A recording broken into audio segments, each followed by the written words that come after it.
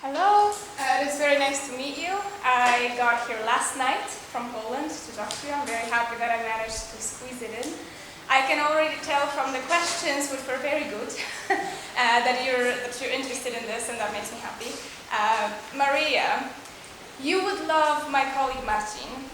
He actually published a publication it's called the Waldenia model. It's on our website. It's about democracy without politicians. So I think that you will like it.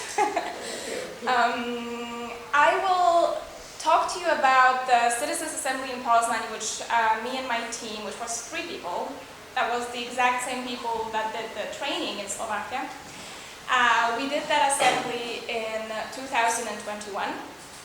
I also was on the design team for the Washington State Climate Assembly, and I designed the 2 municipal level assemblies in Georgia, in the municipality of Rustavi and Ozurgeti. And I also facilitated the European citizens panels, which were already mentioned by the previous speaker. So at heart, I am a facilitator. So even though I design and I wore the designer hat and the coordinator hat, my favorite hat to wear is the facilitator hat of these processes, because the facilitators are the frontline workers of deliberative democracy, so they actually meet the citizens, they sit with them, and they talk with them, and they hear about their problems and their needs, and this is the heart of what democracy is about. This title is a little cheeky, so in parentheses it says why we don't do it this way anymore.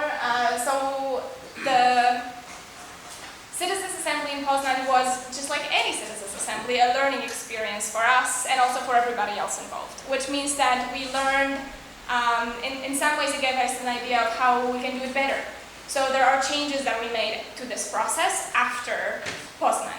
There are also very many aspects of it that we were very happy with, and we're actively promoting them in our trainings, but we are very openly saying this is not the perfect picture yet. And I don't know if we will ever get to the perfect picture, because this is a continuous learning experience for designers of these processes, for coordinators of these processes, for the citizens themselves, for the facilitators, for the municipalities, for the stakeholders. This is a collective exercise, and we are all students. I represent the Center for Blue Democracy. We have a nice website where you will find a lot of useful resources. Now, the first thing that I want to stress is that deliberative democracy does not equal citizens' assemblies. I'm sure that this is already becoming clear to you, but just to reiterate, citizens' assemblies are just one tool of deliberative democracy. And also, there are many names for deliberative processes. People call them citizens' assemblies, people call them citizens' panels, citizens' forums, citizens' chamber is like an institutionalized version of this that exists in Belgium, for example. We've recently developed a model that we call a deliberative cafe. There is deliberative polling, which is done by James Fishkin, for example. So citizens' assemblies are just one sort of tool in the shed of deliberative democracy as a whole. So deliberative democracy is a wider category. And then another sort of important point that I wanted to make before I get into how it happened in Poznan is that there is no one blueprint for doing citizens' assemblies. There is a blueprint, the one we use, which we call our rule book, but this is not the only one out there, and people do them in many different ways. If you were really geeky and you wanted to go online and learn about all the different citizens' assembly processes that happened to this day, you will very quickly notice that there are distinct differences. For us, for example, one of the key standards is the privacy of assembly members. So their names are not disclosed until after, their identity is not disclosed until after the process. This is not how it was done in France, for example. In France, the assembly members' faces and names were on billboards. So you can already tell that there are different approaches to this, and the methods vary. We have our own way of doing it, and we have our own opinion on what is the best way, right? So our goal is the high quality of the process. This is why we developed the rule book, this is why we developed our list of quality standards, but they are not universally applicable. Not everybody uses them. Different teams do it differently. Now, this has pros and cons, right? The fact that there is no one blueprint, it's not like let's say like a European bill on like this is how you do citizens' assemblies front to back. The pro of this is that this is a more flexible tool. So you can adjust it based on the local context and the needs of the local community. The downside to this is that there isn't like a quality assurance framework that can be applied to all of them. Like there isn't like you can't sometimes it's like comparing apples and oranges because those processes are so different. So we don't have one way to evaluate what is better and what is worse and so on and so on. Going forward, will there be one blueprint? Maybe locally, yes. We are working on institutionalizing citizens' assemblies in Poland. We have a draft bill for this on the table. On a bigger scale, like on a, let's say, European scale, who's to say? Maybe in the far future, who knows? But what you will hear in this presentation, which is what happened in Poznan, I just want you to keep in mind that this is just one example and that there could be others that are quite a lot different. So how was it done in Poznan? This is usually what we present as like the standard citizens' assembly timeline. Like this is the standard flow, right? There's the preparation phase, the stage of random selection, which can take quite a long time, the learning phase. So this, after the random selection, you already have the citizens' assembly members on board, and they go through the learning phase. We collect proposals for recommendations, then we go into the deliberative phase, then the results of the preliminary vote are reviewed, and we have a final vote. And then, of course, the last stage is the follow-up, which is mostly in the hands of the local authorities. So this is a very simplified version of this. If you look at all these sort of stages as boxes, when you're in this line of work, you will quickly realize that when you open that box, there's a lot of smaller boxes in them, and then when you open the smaller boxes, there is even smaller boxes in there. So it is more complex than it looks like on a little drawing like this. But let's go through each of these stages maybe gradually one by one. So let's start with the preparation phase. These are the four sort of most important things that happen in the preparation phase. This list is by no means exhaustive. So many, many more things. It's a continuous dialogue between the coordinators and the authorities, the administration.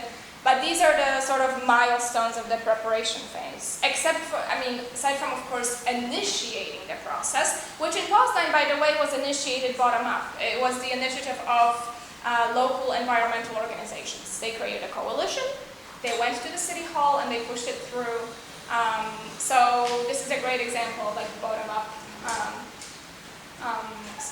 initiation of citizens' assemblies. And this is also what happened in Washington State. The Washington State Climate Assembly was initiated bottom-up by a coalition of environmental organizations. But then once you get the municipality on board, their first sort of task is to select the coordinator. In our methodology, this is one of the most important quality standards, is that you have an independent coordinating team. So it's not like you're selecting a group of, let's say, civil servants in the municipality and you say, this is your job, now you do the assembly. It can't happen because the assembly will not be perceived as unbiased, right? It will not be perceived as, because those people are not neutral, they work for the city, they don't have the public trust. So the coordinating team is external, and it's an independent coordinating team. What does it mean that they are independent? It means that they make decisions regarding the assembly process. We actually have two separate standards now, the independence of the coordinating team and the impartiality of the coordinating team. Those are two different things. So independence means that they are the ones making decisions with regards to the assembly process. The municipality doesn't touch those. And then the impartiality means that if you want to be on the coordinating team, you can't have a proven track record of being personally involved with the assembly topic. My colleague Marcin has a history of being an animals rights activist. If we had an assembly in Poland on, let's say, industrial farming, he probably couldn't be on the coordinating team. Because he's not perceived as impartial or neutral. Then the second thing that happens in the preparation phase is establishing the rule book. The rule book is like the map of the whole process. And so as long as this is not institutionalized, as long as there isn't a bill or something in the Constitution about how these things should run, we have to create this thing for each process from scratch. And this is important because it builds transparency.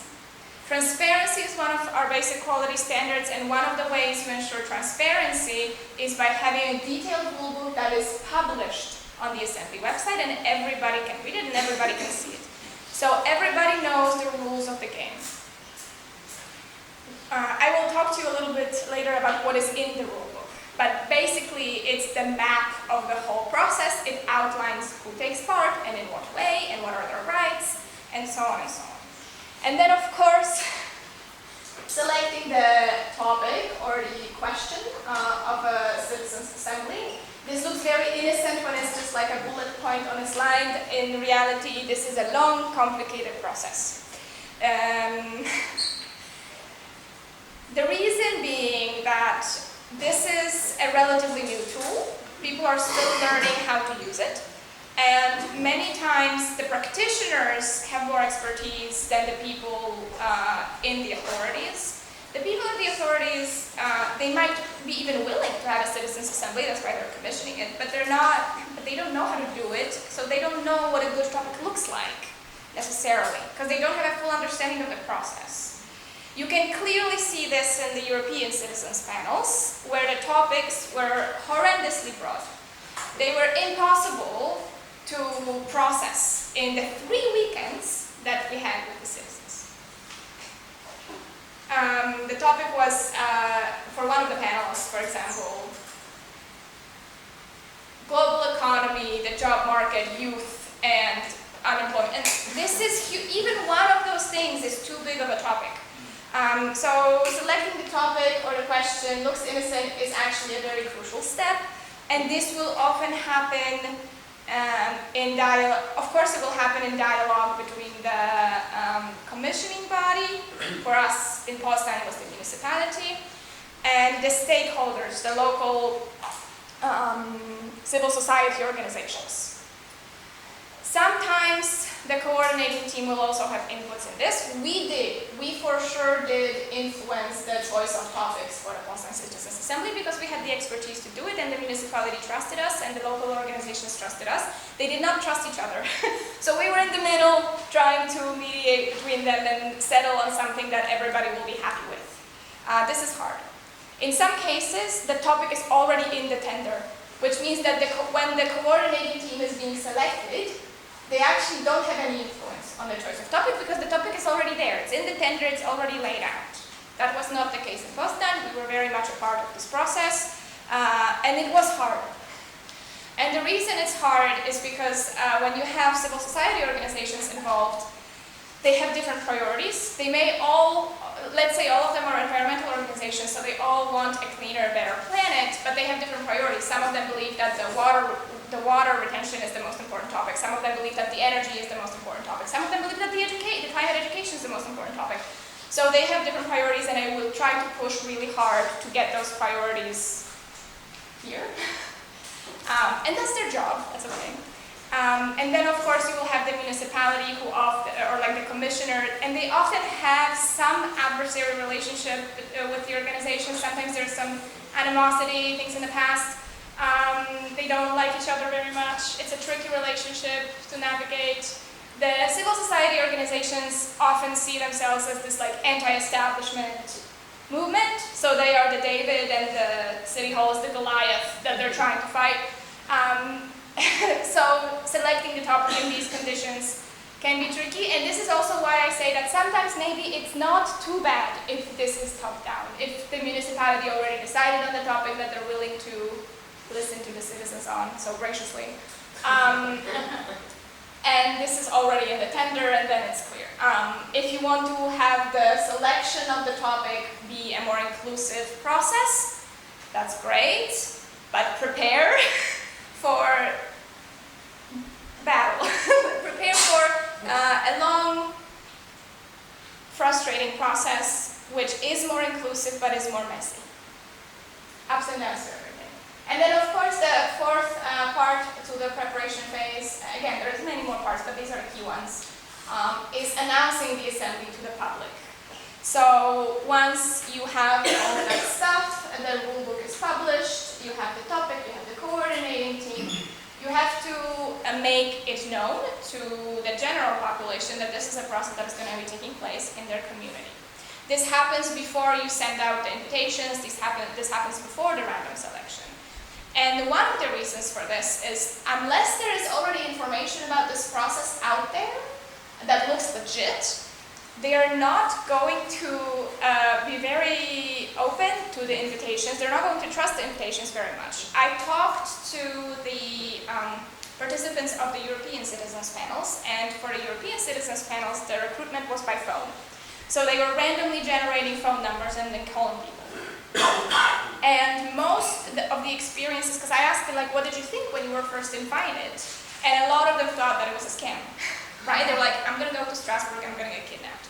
Like, this is organ trafficking operation. So they didn't know that it was a legitimate thing, that they are being invited. This is sort of like serious, right? So when you have a proper website, when you have posters out in the city, when this is part of the public information, they trust, and they get the invitation in the mailbox, they see that, oh, this is this thing that I heard about in my local news station or whatever, so they know that it's a legitimate thing.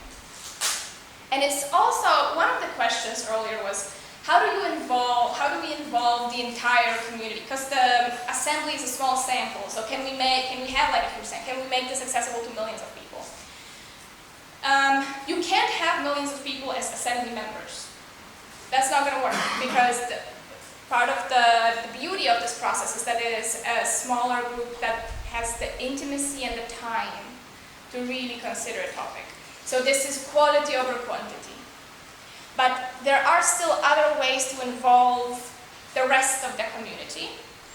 That's not going to happen if they don't even know that the thing is happening. So the way that they can get involved is they can submit recommendation proposals. They can follow the learning phase. The learning phase is open to the public. It is broadcasted and recorded and all of that.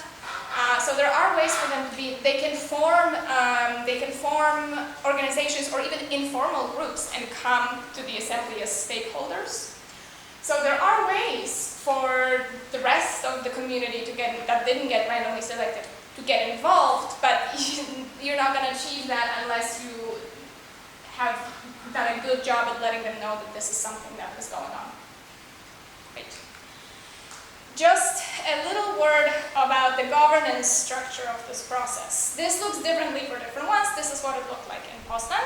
The governance structure, the reason I'm talking about this is because this is also specified in the rule book. So this is one of the most important parts of the rule book. I would say the most important, if you're going to take anything out of it, is the list of quality standards. We now have 27 of them.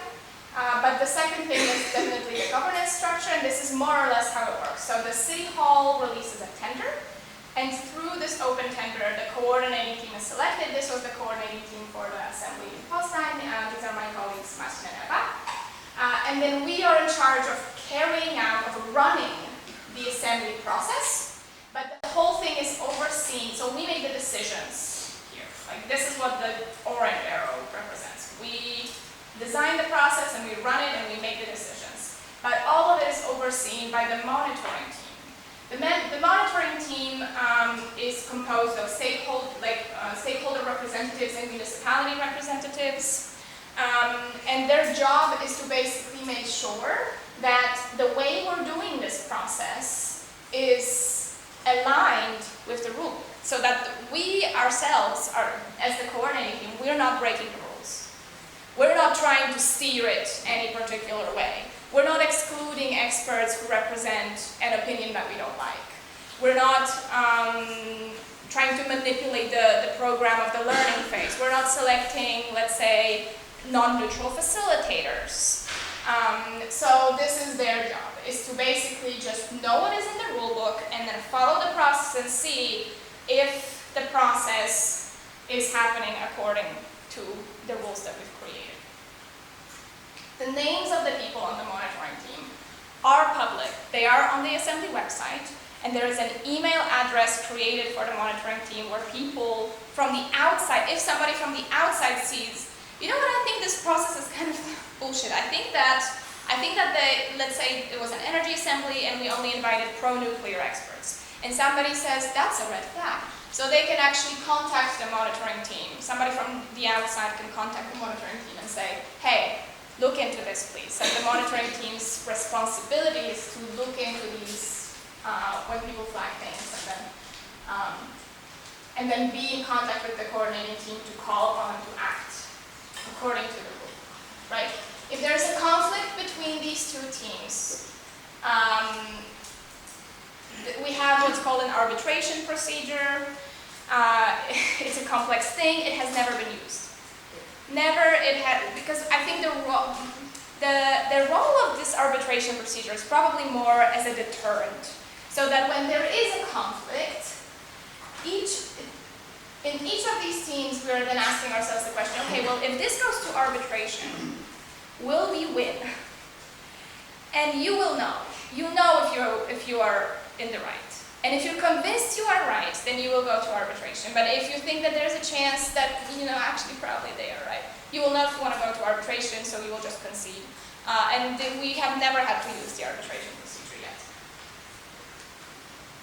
So what is in the assembly rulebook in terms of the most important things? These are just examples. Rights of assembly members, and I say rights, that they're not privileges, they are rights, which is important. Rights of experts, rights of stakeholders. This is something that we guarantee to them, right? We as coordinating team, we say, we guarantee that the assembly members can select additional experts, for example. This is actually one of the rights that is in our book. Responsibilities of different teams. So what is the responsibility of the coordinating team? What is the responsibility of the monitoring team? What is the responsibility of the experts, right? Like, what are the jobs of all of these different, because there's a lot of moving pieces. How does it all fit together? Assembly standards, in all capitals, this is very important. This is a list of 27 standards that we developed. At the time of doing the assembly in Poznan, it was only 24. As you can see, it was a learning experience for us. Now it's 27. If you go and if you read, it's 27 bullet points. If you go to our website and you read them, it will give you, and it's just like a page of text, it will give you already a very clear picture of how this process works, but more importantly, why it works. High quality outcomes can only come from a high quality process. There is no other way to achieve a high quality result. The quality of the process is what does it. So how do you ensure a high quality process? That was a question we asked ourselves, and the answer is in the standards. There is more of things that are in the rulebook, and you can find them all on the website. It's completely free. All of the resources there are completely free. So now that we've gone over these things, let's talk about selecting the topic, or at least what ended up being the topic, or the questions for the Poznan. We had two different topics in Poznan. This is not ideal, and I do not recommend it. I would recommend that you focus on one thing. This is a result of a compromise. We didn't like it very much. No, nobody liked it very much. But it was the only way. There was such a huge conflict, like gridlock, between the municipality and the civil society, and also between the organizations themselves. They really didn't agree that this was the best compromise that we could come up with. And you have to understand that one of our job, which we understood over the course of this process, that one of the most important roles we have as coordinating team members is to assume that everybody has good intentions. Even when things get really frustrating, which they did at some point. So when you have representatives of different civil society or different environmental organizations just yelling at each other, you have to assume that they have good intentions, and they do. They really want this process to happen. It took a long time to convince the powers that be to make it happen, and they feel like they only get a one shot at this. So all of them are trying to push whatever they think is the most important. and they think that everything is the most important. Try asking an environmental activist if clean water or greenery is more important, right? They feel like all of it is part of the same picture, and it's really hard for them to set priorities because they want to have it all. And the intention is good. They want to have it all because they really care. And they feel like it's a betrayal of their values to say that energy is more important than education, or that the forests are more important than the rivers, right? So you have to also empathize with them and understand where they are coming from. So this is what we ended up having. The first question was, should the city introduce a ban on burning coal in household furnaces? Now, in a lot of the publications out there, especially the OECD guidelines, you will find the little note that says, there is a lot of discussion about what constitutes a good assembly topic. And most people agree that it shouldn't be a yes or no question, which, I mean, I would say this is not necessarily, this is more a guideline, this is not a rule, because you have to understand that with this question, it can be a yes or a no, but it can also be a no but, or a yes and, or a no and. So there was actually more than one recommendation that came out of this topic. So we weren't looking at it as a strictly yes or no question, and neither did assembly members. And then the second topic was, how should the city best take care of its forests and green areas in the context of climate change adaptation? Did the environmental organizations still sneak in like water retention recommendations in there? Yes, they did, but it's okay. It's up to the assembly members to decide whether they will, because they are the ones voting, right? They are the ones doing the deliberating, and they decided that that's okay with them. So that's okay with them, and that's okay with us. Now, let's go back to this timeline for a little bit. So we talked about the preparation phase. We are now going to be entering the random selection stage. But I want to show you something, and I don't want you to get too overwhelmed, but I think it's important to talk about these things. This is what the timeline looks like when we present it in our trainings, right? So it looks very clean and neat. It looks very simple, like we go from this to this to this. This is what it looks like in actuality, and there was more on here. This is a simplified version. So the preparation, which is actually not on here, and you can see we're starting with the final stage of the random selection. So the preparation was happening somewhere here in January. We submitted the final report in June. So it took half a year. The whole process altogether, 6 months. And I have to tell you about it in an hour. So there are going to be shortcuts. So as you can see, this is quite a way for people to go. And by people, I mean the residents, the citizens, but I also mean you as coordinators. I mean the municipality, civil servants, the experts. There's enough time here for them to really get immersed in this, and for them to really start caring, or like care more than they did in the beginning, which is a good thing. You cannot make this process too long. There is, and maybe this is not a hard boundary, but there is a boundary there. Like you can't have, I think anything that lasts, and to be honest, like the timeline of the assembly is going to be largely dictated by the topic. But even if you want to have a wide topic, and you can't make it in less than a year, it's not the right topic. It's not the right process for this topic. I would say a year is like a maximum. You can't have a citizen's assembly that drags on for more than a year, because then it starts to dissolve. I don't know. I think that this is too big of a commitment. You have to understand that these people have normal jobs, they have children, they have people that they are taking care of, and so on and so on. So for us, it took 6 months. But not all of these little colored squares are where the citizens were actually involved. So over here in green, we had the educational meetings. They happened online. I said that the assembly was in 2021, so we all know why. They happened online, and they all happen on Saturdays. They happen on Saturdays because we have a quality standard, which is an accessibility standard. So if we have them during the weekdays, a lot of people will not be able to take time off work. And I understand that there are still people working on weekends, but this is the best compromise that we can come up with. The assembly members get paid. They get a stipend. So maybe, and the idea behind it is that maybe if there are people who work on weekends, either it's like a job, or maybe they are caretakers, or for any other reason they are busy on Saturdays.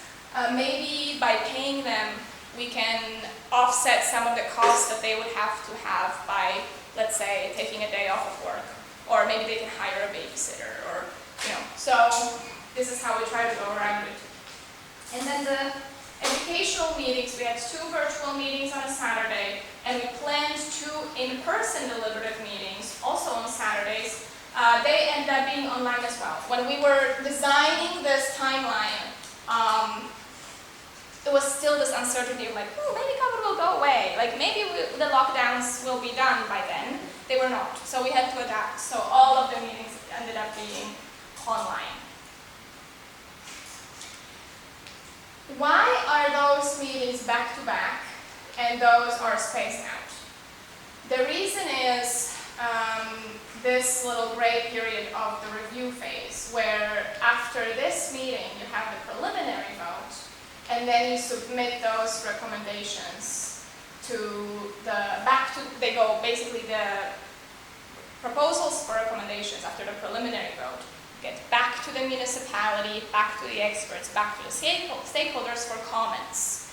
So imagine you're working in the Department of City Planning and there's a recommendation about getting rid of all parking lots. And you're looking at it and you're like, oh God, but this will require blah, blah, blah, blah, blah. So you can feed that experience, that knowledge, through commentary before the final vote takes place. Great.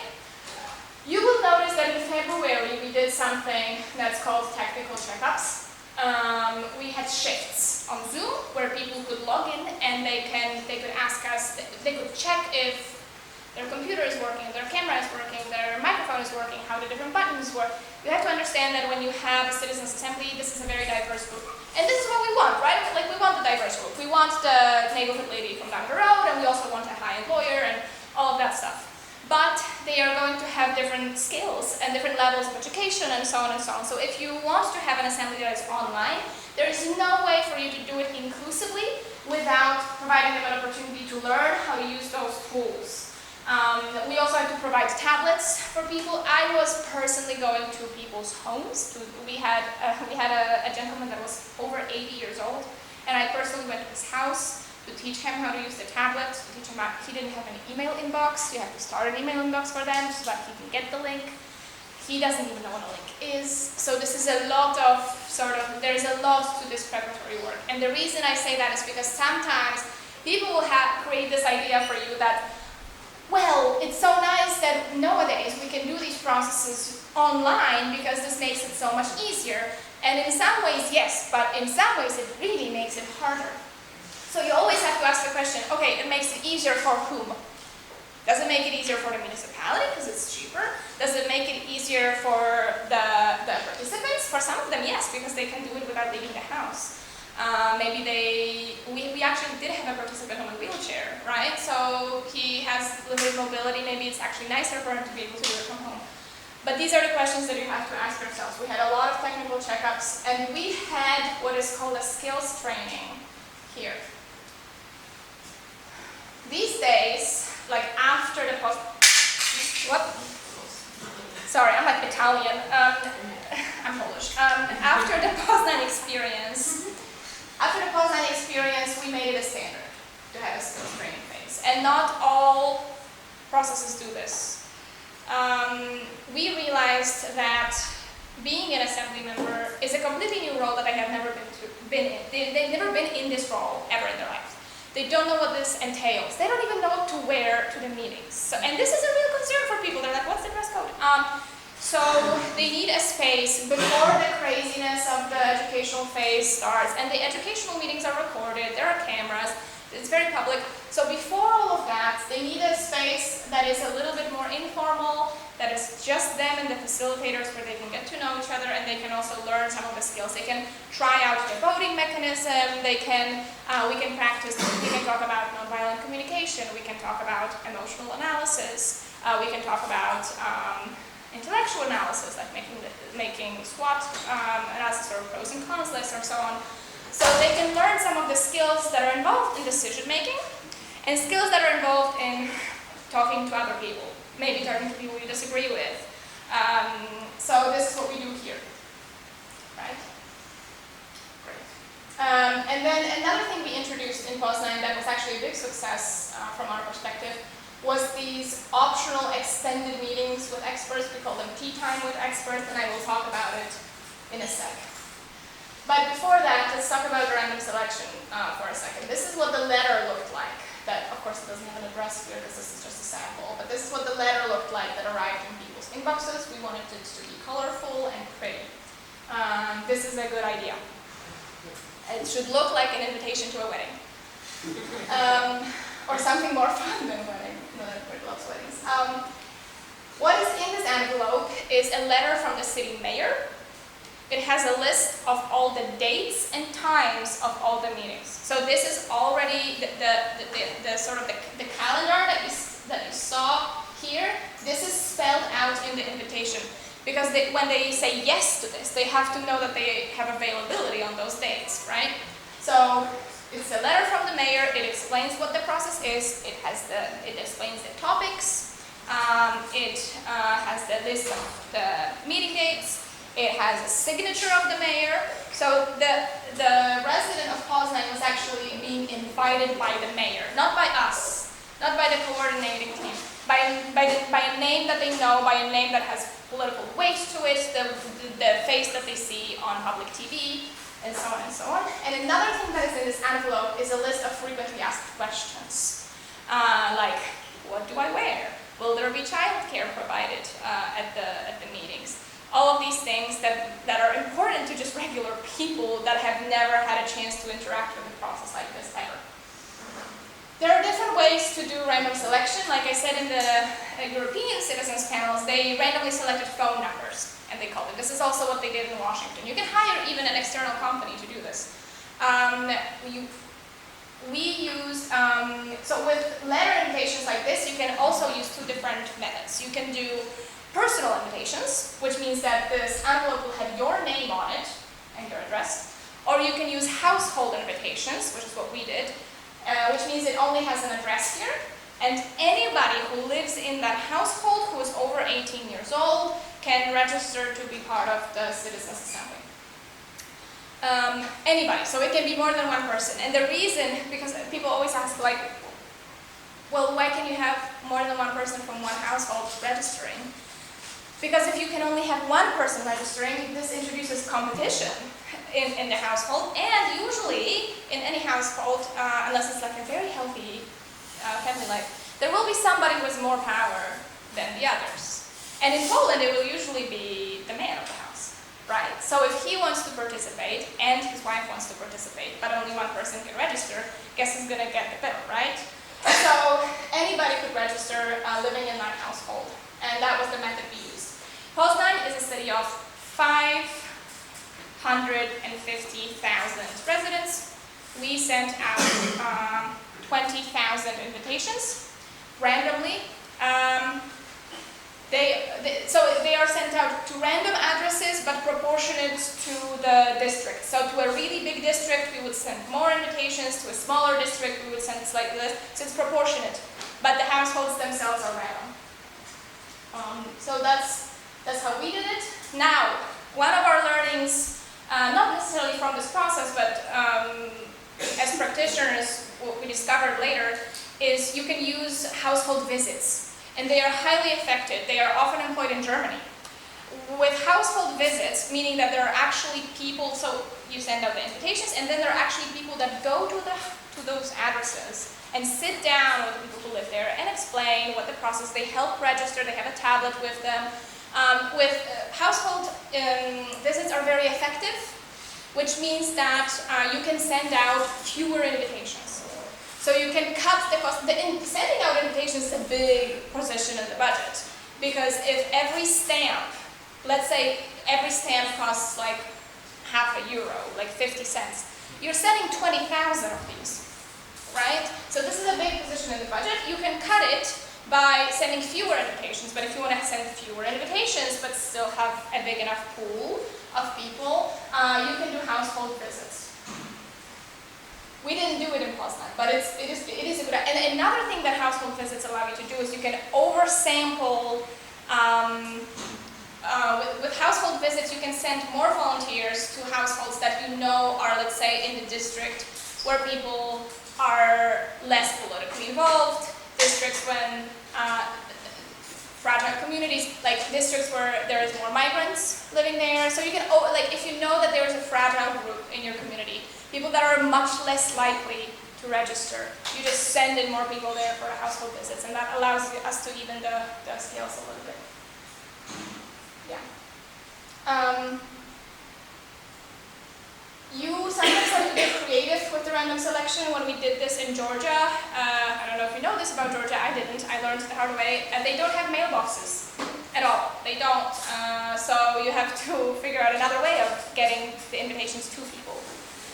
In Estonia, every citizen has a sort of a personal email address, the same way that we have like a social security number. They have personal email addresses that are in the government database, so you can use those, for example. So it really depends on the local context how you go about random selection. And the database that you use determines the quality of your outreach. We use voter registration data, right? But there are people who are not going to be on there, so you have to consider that. Sometimes you don't even have that, so you purchase data from data harvesting companies. And the key message here is that your random selection will only be as good as the database that you have access to. So the better the database that you can access, the better this process is going. And there are multiple stages to random selection. So first you randomly select the household, then you send out the invitations, the people who want to register, they register, then you have the pool of people who register, and then you use algorithms. The algorithm that we use creates sort of a list of, out of the people who registered, it processes that data, and it spits out a list of all possible combinations for a citizens' assembly that are representative, right? So that it's the city, well, the city in miniature. I'm getting better at like catching it, right? So it spits out all the different options. Like here are all the different combinations. And then what we do is we go on TV and we publicly, like it's a broadcasted thing, we roll a dice. And the reason we roll a dice, this is actually my colleague Eva, this is the photo from the actual process that we did. So we selected the combination number 4. And the people who are in the combination number 4, they know that they are in there. So when they are watching this dice, there's like it's like an experience for them because there is suspense, right? And they feel like they're on a game show. They're like, am I going to get it or am I not going to get it? And it's nice. You want to get them excited. So this was selected, and the reason we roll a dice is because this is the mathematical equation for the Gini index that we use. You don't have to understand it. I don't understand it. Do I look like somebody who understands this? The Gini index is what we use to determine the quality, like how close is the match between the city and the sample that we got. And this is just one example of how complex these things are. And we use a process that is called simulated annealing. It's highly mathematically complex. And the reason, and we still do it, but the final stage has to be this. And the reason is because this is the definition of random, and you can make it very public, and everybody understands a roll of the dice. So this is not a black box. This is a black box. People don't know what's happening here. Like I don't know what's happening there. So there's less trust in this, but everybody trusts a girl that just rolls a dice, right? And that's the goal. And also, it's just cooler. It's cooler looking. And then, so after the random selection, so now you have your people. You've done the skills training with them. And now we go into the learning phase when we have experts. So here's the thing. At each stage of the assembly, you have different people in the room. During the learning phase, you have the assembly members, you have the coordinating team, of course, you have the facilitator, you have, or as some of you call it, the moderator. It's a bit of a different role, but okay. You have experts, stakeholders, witnesses, and the media. So this is a lot of people. That's the learning phase. It's chaos, but like in a nice way. Experts are not neutral. We never tell assembly members that experts are neutral. Some people do. I think it's a mistake. I think that it's not the expert's job to be neutral. You don't study a subject for half of your life to be neutral about it. You study it to develop informed opinions about it. So they can still present like neutral data. They can tell you like this is what we did, like this is what the research says, and this is what I think based on that is the best course of action. Right? So they get to have opinions and they get to present them, and I think that's fine. But this is our way of doing it. Experts are selected by the coordinating team. And this is huge, this is a big reason why the neutrality of the coordinating team is so important. We know from research that the experts have a huge impact on the opinions or on the outcomes of the process. So if the experts have so much influence, it really matters who the experts are. So the coordinating team is in charge of choosing those, the coordinating team that is neutral, and that won the tender, parents were, hopefully, and they are qualified to select the experts. We also have stakeholders. Stakeholders are not selected by the coordinating team, they're only identified by the coordinating team. So they have a right to be in the room. Okay, so let's backtrack a little bit. Who is a stakeholder? According to our rule book, who qualifies as a stakeholder? It can be an institution, it can be a formal group, or it can be an informal group that is directly related to whose activities are directly related to the assembly topic. So civil society organizations, but also municipality departments, for example. We have the Department for Greenery, and they are totally a stakeholder in this. So they do get to come and present to the assembly members, and that's a good thing. A lot of people who don't trust the civil servants are like, we don't want civil servants to be in the room. Like, we don't want them in there. This is a citizens process, and they have huge value to bring to the citizens in terms of being able to tell them, like, listen, here are the projects that we are already working on, right? Like, because we work on projects, the municipality sometimes works on projects that has multiple years timeline. So they say, okay, this is 2021, we're having the Citizens Assembly. This is a project that we already have planned for 2022 and 2023. So the citizens know where the city is standing. And this is an added value, so it is important to have them in the room. And also another thing is, you don't want democracy to be about this othering of each other. You want to create a space where they all come together and they can see each other as people and have a dialogue without this adversarial relationship. So these are spaces that are supposed to be healing in a way, also to the like you said, Maria, for example, that all of us are citizens, right? Like we say civil servants, but like they are also citizens. They just happen to have that job. So it's nice to have them in there still. And then witnesses.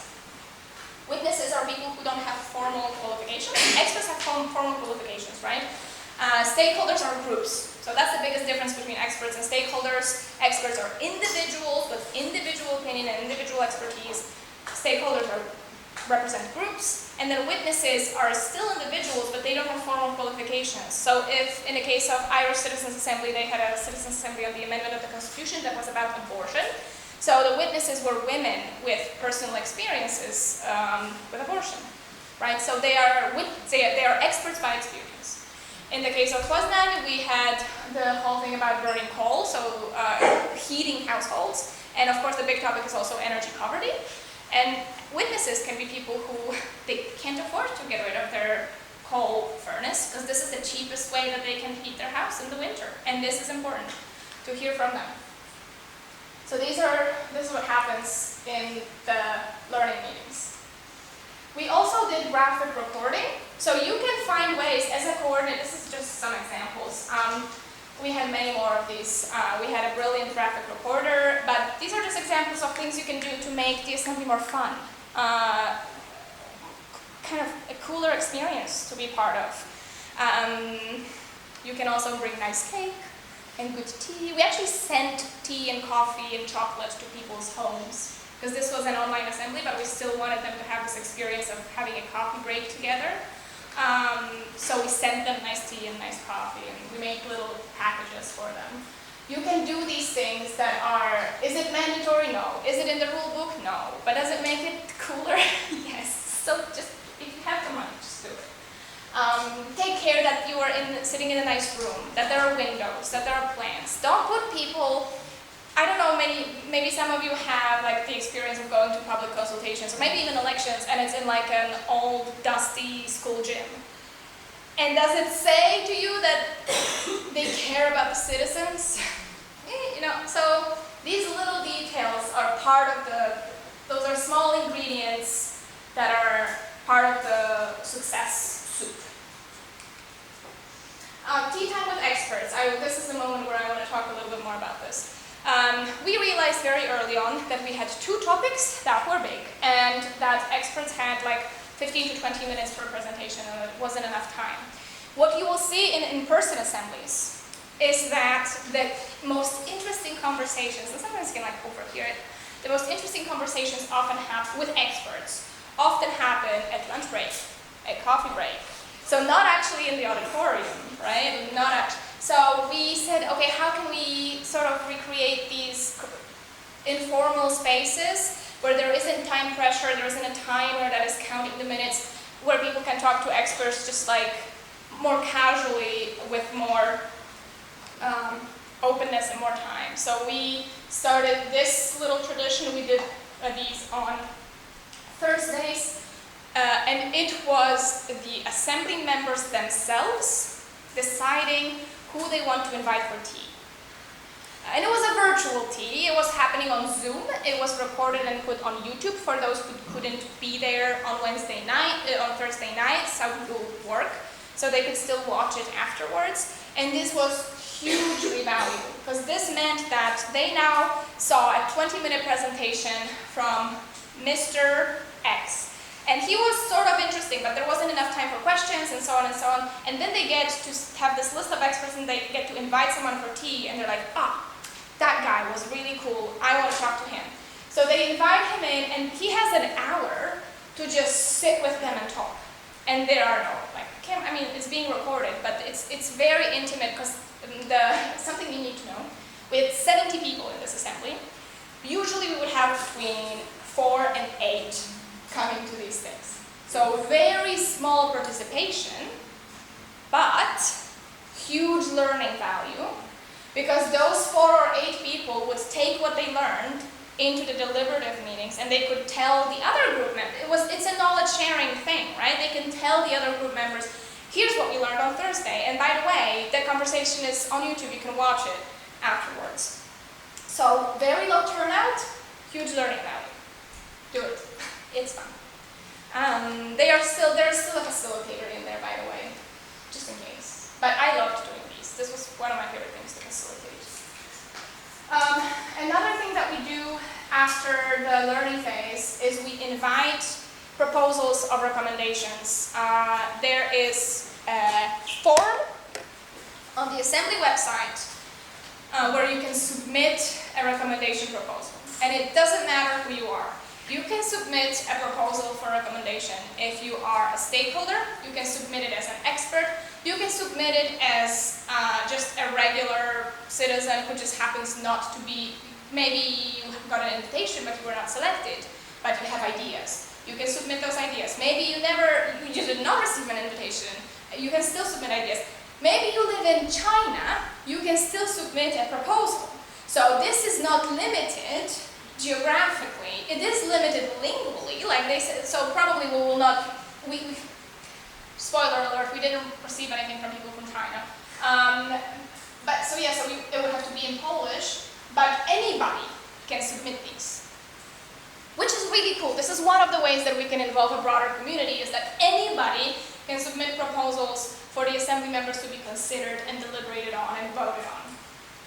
What is the upside of this? More accessibility, more involvement, more diversity. What is the downside of this? A lot of work. Like I said, these are all the people that can submit. We received 73 proposals for the first topic, 122 proposals for the second topic, for a total of 195 proposals for recommendations to be processed over the course of 4 meetings. One of which has to be the voting meeting, so really 3 meetings. That's a lot. You have to get clever about how to process these in a way that is still high quality. Now, I am a fan of doing the whole collecting of proposals thing. This is not always done. Sometimes the citizens just have to work from a blank page. They have to create all the information themselves. And this means that there is less external influence, but it also can be paralyzing for people to, anybody who's an artist, by the way, I'm studying art right now. So as an artist, I can totally relate to the terror of a white canvas and not knowing what to do with it. And we had, during the previous speech, we talked about how citizens sometimes feel not competent enough or insecure about their ability to get involved in politics.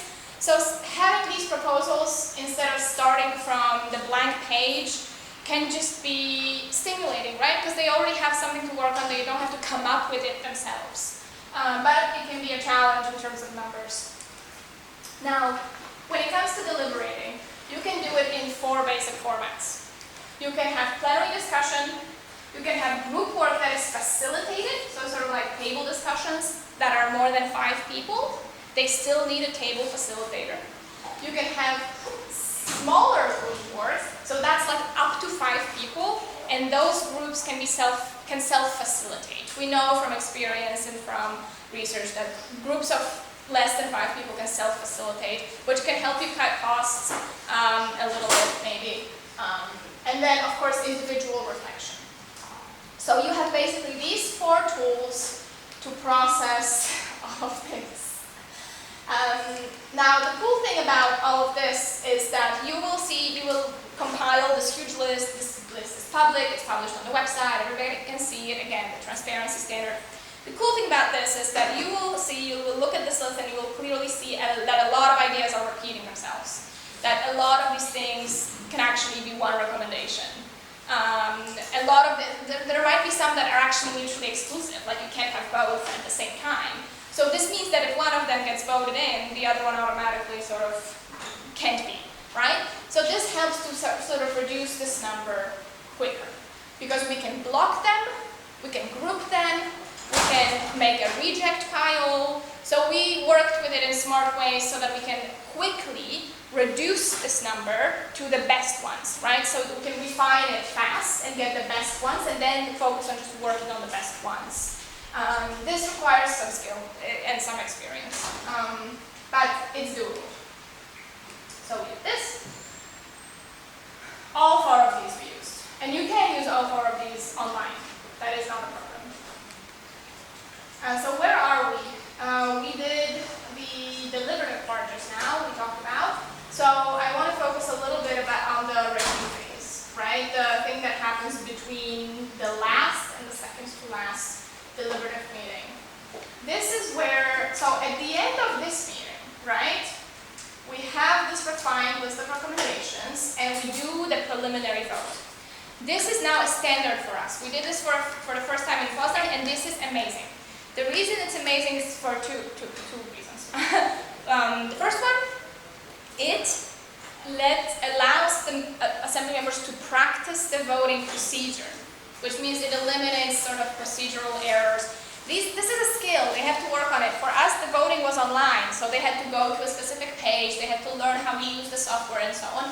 So they get to actually practice voting. And then we have this preliminary voting results that are showing us which way the assembly members are leaning. What are the things that are likely not going to pass, and what are the things that are likely going to pass? So when you submit this list to the city hall, to the experts and stakeholders, they can focus their energy on content. It can be tricky to work with because they don't have a lot of trust in this process. So the more you can soothe it, the more you can sit with them and tell them, listen, yes, the decision making is in the hands of the citizens, but it doesn't mean that you have no say in this. It doesn't mean that you have no influence, that you can't touch it. Because they are scared. They are scared. Like when you sit with them and you talk with them, you will realize that they have concerns, but most importantly, they have fears. They fear that the citizens are going to recommend something ridiculous, and now it's my job to implement it, but it's stupid, and it's super expensive, and they didn't even know it, and I had no way of telling them. And so they are full of these fears that you can soothe by telling them, listen, you will be able to look at this and comment on this before the final vote. Great. So who can comment? Of course, the City Hall, the relevant departments, and the experts and the stakeholders. This is written commentary. It gets published everywhere and of course sent to the assembly members. And in addition to this written commentary, we invite them. We invite the representatives of these groups to the final deliberative meeting for like a final in-person comment. Because not everybody has the level of reading. And listen, the commentary in Poznan was 60 pages. Some people are going to read it, and I respect them, but some people are not. I don't know if I would, right? Like, I honestly can't tell. So we still invite them to the final deliberative meeting to deliver their key points in person and answer questions in person, just to make it a little bit more humane than just a 60-page document to read. Then we come to the voting. This is what our voting scale looked like in Poland. So, and this is important that we use ranked voting. It's one of our standards that people can express themselves accurately. When you can just vote, by the way, in the European citizens panels, people could vote. It wasn't even words because there were so many languages that we just used like gestures. This is a yes or no. This is what people are most familiar with from referendums. And this is not very empowering. Because maybe it's a yes and, maybe it's a yes but, and then you feel like you're betraying some of your values by just doing one or the other.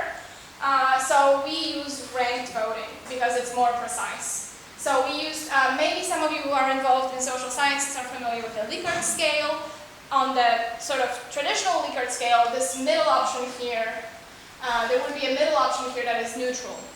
We eliminated the neutral option because in our opinion, when you are an assembly member, you register to be an assembly member, you went through this whole process, at the end of all of this, it is kind of your job not to be neutral anymore, right? Like you have all this information now, you've listened to the arguments, so you have to take a position. And we do, like everybody does need to vote. If we have missing votes, we will call people on the phone or we will visit them. Which you have to do if the assembly is online. If the assembly is in person, you can just walk up to them and be like, hey, we are missing your vote. So this is what we used. This is no longer what we use, but I don't want to spoil it. That's coming up. And we assign points to these answers. From 3 to 1. The negative options, so the lack of support options are a 0. Because what we measure is the level of support, not the level of lack of support. I hope that is more or less clear. We actually measure two things. We have two metrics. We measure the level of support, and we measure the strength of support. So the level of support is expressed in percentages, like what percentage of people voted for one of these 3 agreeable options. And the strength of support is the average of these points. So we can see how many people want it passed, but we can also see how badly they want it passed. And the thresholds we used for something to be adopted is 80% or more people have to support it for it to pass, And simultaneously, the average has to be more than 1.75. This is what we used in Poznan. So if a recommendation passes this test but fails this, it was not adopted. If it passed this but not this, it is not adopted. Both of them have to be there. Both of these conditions have to be met. Because we want a lot of people to agree, and we also want them to agree strongly. If you have everybody, if you have 80% of people saying, I agree but I have many doubts, this is problematic. This is not consensus. I think that this is a recommendation that shouldn't pass. So that's why we created these thresholds. And we changed them a little bit later, which I will get to. A word about announcing the results. This is one of the posters in our city that informed about the recommendations and where you can see them. We had many different posters throughout the process. We had a whole informational campaign, which you have to do because visibility of the process is one of the quality standards. The process has to be visible in the public sphere, to be high quality, to be effective, because it's democracy. What are the lessons learned? What are the things that we changed since Poznan? A couple. We changed the voting scale. This is what it looks like now. So if you recall in the beginning it was, I strongly agree, I sort of agree. Now we use, this is exactly what I want, this is what I want, this is more or less what I want, I have many doubts, this is rather not what I want, and this is not what I want. The reason we use this is because it's a slightly more emotional language, and because of this reason, it's more relatable to people. It's easier, and you ask yourself when you sit, like when you do the, and you ask yourself, is this what I want? The answer is sort of instinctive to you. It appears immediately. If you ask yourself, do I agree with this? You come up with, you start to overthink it and come up with all these intellectual arguments. So we teach people emotional analysis in addition to intellectual analysis, and having a scale like this makes it easier for them to access this emotional analysis that they learn, which for many of them is a completely new thing, because this is not what we use in school. Our schools teach us that we only have brains and not souls. So we wanted to sort of make this more humane, more humanizing in this way. Now, for some, we did find some, in the beginning when we were considering this, and we really spent a lot of time on the scale, there was an option of I can live with this, which I think was this. No, like we got rid of it very fast because there is a war in Ukraine. Can I live with this? I do live with this. So clearly I can, but is this what I want? So you can clearly see, I mean this was a radical example, but you can clearly see how this language that you use really matters. We expanded the basic standards, like I said, we now have 27. One of the standards we added was the standard of fun. We added guiding principles. Guiding principles, there is only, I think, 7 of them, and they are our way of explaining where the standards come from. Because sometimes people ask themselves, well, yeah, but why do assembly members have to be anonymous? Like, why is their identity protected? Like, so all these questions about the basic standards are explained by the guiding principles. Some of the examples of the guiding principles, and I know that for people like you will sound very obvious, but there is a need to spell it out. So it's, democracy is for everyone. Every person is worthy by their own inner dignity. They don't have to earn it. It's inherent to them. The aim of democracy is to improve quality of life. So this is what we do, why we do what we do. And this is why we do it the way we do it. Those are the guiding principles. We included emotional analysis in the skills training, and it also went together with changing of the voting scale. So this is also something that we now actively teach assembly members, or we encourage them to use. We considered household visits, like I said. Our newest thinking, we haven't had a chance to try it out yet, but our newest thinking is that it is a very, and we've seen this in Germany, that it is a very effective way of reaching people that are difficult to reach. And those are the people that you want in the room, right? We improved our random selection algorithm. We use now the simulated annealing that the algorithm is continuously being improved. I can't tell you very much about it because I don't do the math part of it. We developed a simplified model, which we call the Deliberative Cafe. The Deliberative Cafe is a more simple, shorter process that is like a citizens assembly, but it is many fewer meetings. So it is not appropriate for every topic. But if you have a short and sweet topic and you want to try out this format, the Deliberative Cafe is for you. And we developed it because we saw that there were some places that had potential, right? Like they sort of were open to citizens assemblies, but maybe they didn't have enough money. Maybe they were scared about the complexity of this. So we developed this for them. This is something that is it's an easy starter. It's like it's something that is much easier. It's a smaller bite to chew when you've had no experience with deliberative democracy before than like a full-scale citizens assembly. So this is a way for you to learn in a manageable way. Democracy is a muscle. We talk about like how can we do these things in places that don't really have a strong democracy. I mean, I'm Polish, I get it, right? So when you don't have a strong democratic culture, like are the people really going to get engaged if they don't have experience, like they don't have this muscle, right? So what do you do? Like let's use this fitness analogy. When you have somebody who doesn't really have a lot of muscle mass, and you give them this big weight to lift, and obviously they can't lift it. It's too much for them, it's too heavy. So what can you do? You can, of course you have to strengthen the muscle, but until it's strengthened, until you can lift it, you have to build your way up to that. And what you do is you take a smaller weight. So this is what the Deliberative Cafe was. It's a more manageable thing to lift when you don't have such a strong democratic muscle yet. And you practice with it until you are strong enough to lift the big thing. And we changed the governance structure.